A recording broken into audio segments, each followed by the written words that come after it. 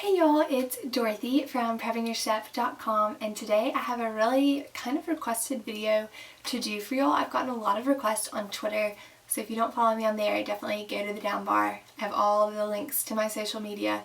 Follow me on there, but I have had a lot of questions for how do you highlight and how do you read and take notes in a textbook. So I thought that was kind of bizarre, but I mean it makes perfectly good sense to be a little curious if you're maybe new to doing that or the methods and strategies you've been using in the past haven't kind of led you to making better grades or you just haven't comprehended it.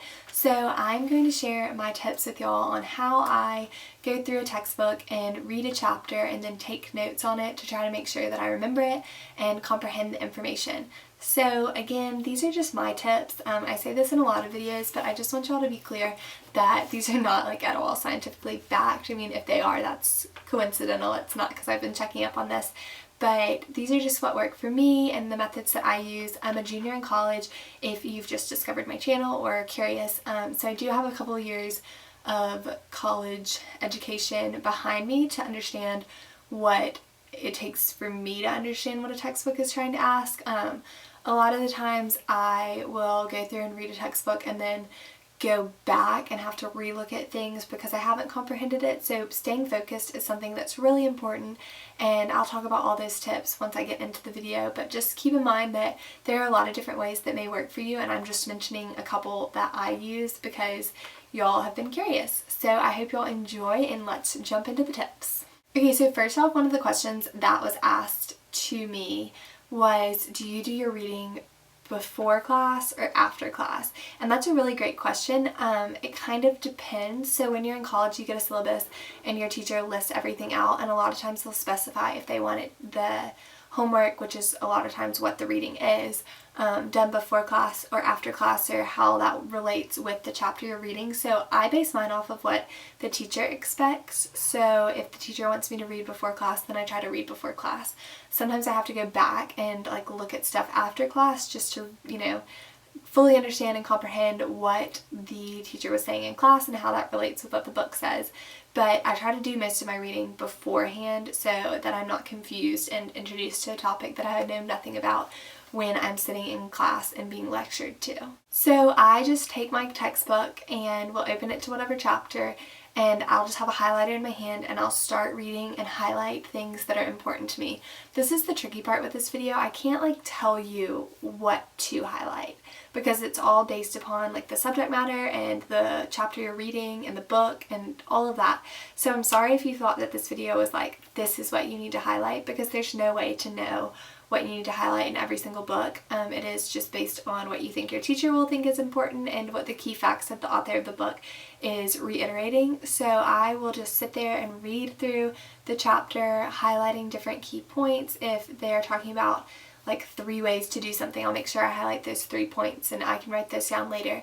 And things like that, names, dates, people, well that would be names, important events, stuff like that is usually really important when it comes to history and subjects that are kind of in that realm, but it really depends on your subject matter. So doing it more frequently will help you to understand what you need to highlight, but also that's a great thing about reading before class is you're going through and you're highlighting what you find important, and then the next day hopefully you'll be taking notes on the same sort of material and you'll see what your teacher thought was important from the reading. So once you have that, you can kind of gauge what she or he is looking for through the certain textbook reading, and then kind of alter your practices to better match what they're looking for. So highlighting is kind of like a quick way to emphasize things, but the best way for me to retain the information on the pages of a chapter is to write down and take notes. So I'll do the reading and I read fully through the chapter, and then I'll get my notebook out for that certain class and write at the top like chapter blank, at home reading notes, so that I know that this is not what the teacher was saying, this is just what the book was saying, and I'll go through and take notes for everything that I've highlighted.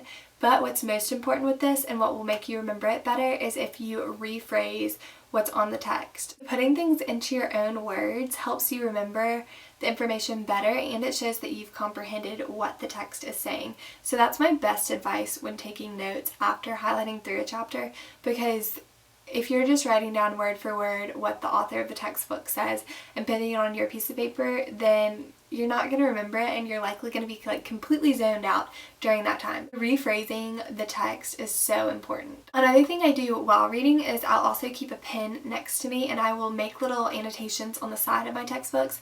This kind of depends on if you're into like writing in your textbooks, but I will make different notes and kind of write out a topic about what it's talking about so that if I'm flipping back through my book, maybe to write a paper or something, I have on the side like, oh, this is what this long paragraph was about, and if I need to write something about that certain topic, I can just jump back to there and not have to reread the whole chapter to find that information.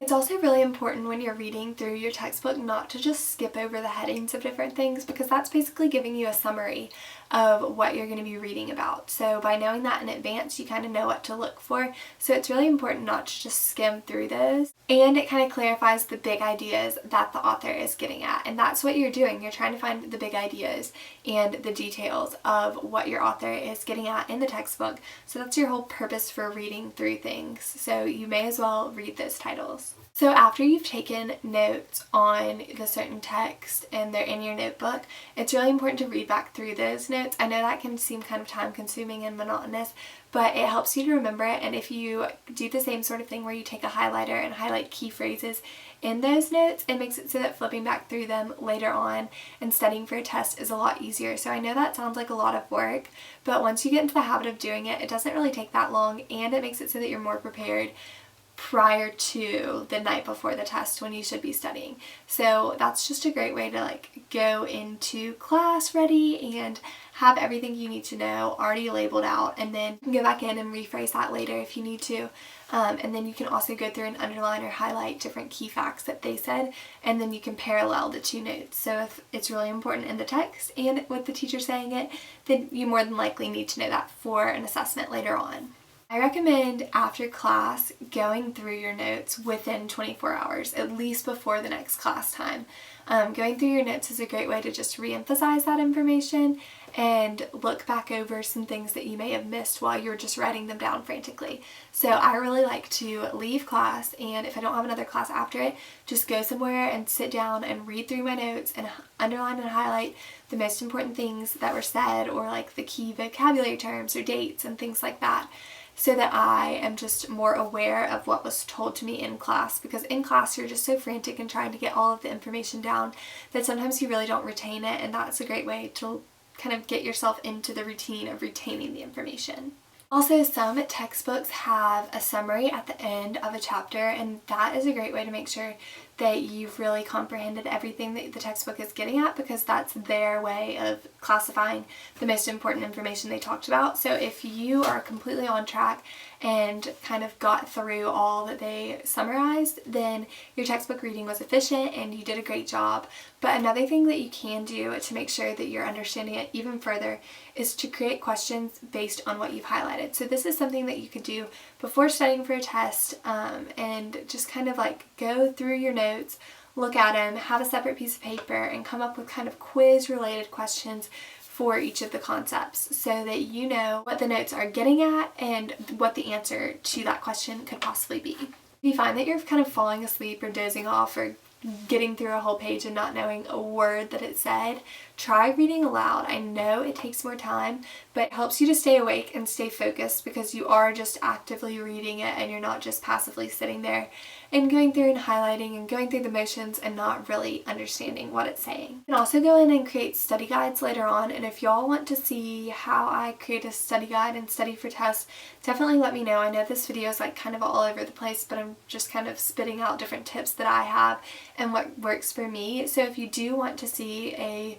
how I make a study guide and how I study for tests video, definitely give this a thumbs up so that I know that that's something you're interested in. But making a study guide towards the end of a chapter is just really important and so helpful, especially when you have finals that are cumulative, because you already have all the information laid out for you. You just need to relearn it if you memorized it the first time. So I really hope that these tips may have helped some of y'all out and that they weren't too confusing, because I know that it's kind of hard for someone to just talk about this and not show doing it, but every textbook is so different that just kind of proves itself to be a problem. So I hope that this does help and that any of you with big tests coming up or a lot of homework find this to be useful and not a waste of your time, and that you do a great job on your tests and with your homework and studying. So I will be linking the blog post that I did that correlates with this video below, so that if you thought this was super rambly, hopefully reading it out is a little bit clearer for you. But if y'all don't see me around here, definitely check out my social media, which is always linked below, and my blog, which you can always find as one of the first links in the down bar. But I will talk to y'all in my next video. Bye!